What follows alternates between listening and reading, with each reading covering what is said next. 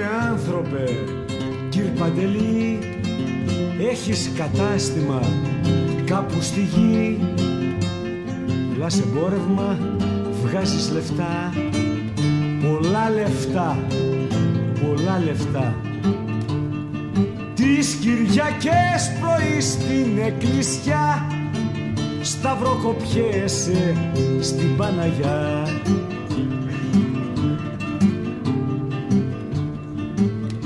Έντιμε άνθρωπε, κυρ Παντελή, έχεις και σύζυγο, κόρη, παιδί, μοντέρνα έπιπλα, έγχρωμη TV, τρως τροφή πνευματική.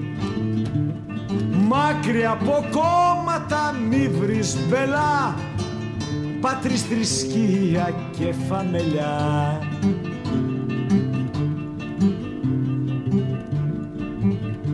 Έντιμε άνθρωπε, κυρ Παντελή, τι κι αν πεθαίνουνε πάνω στη γη, χιλιάδες άνθρωποι χωρίς ψωμί, μαύρη, λευκή ή κίτρινη. Ο γιος σου μόναχα να είναι καλά, να αφήσεις το όνομα και τον παρά.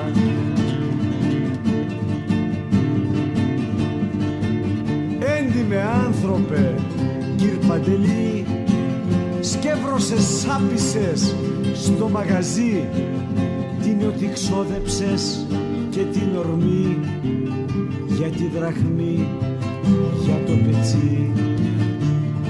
Δίπλα σου το όνειρο, η ζωή και το φως, μαζί στο κουφάρι σου κλεισμένος εντός.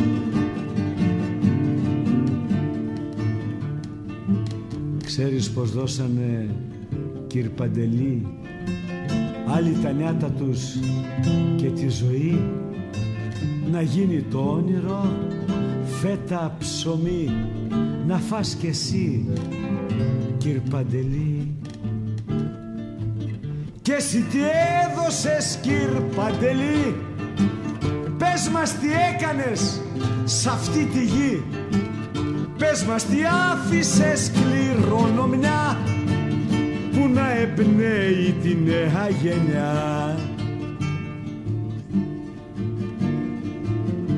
Έντιμε άνθρωπε, κυρ Παντελή, έντρομε άβουλε, σι φασουλή, βρώμησες το όνειρο και την ψυχή, άδειο πετσί χωρίς πνοή.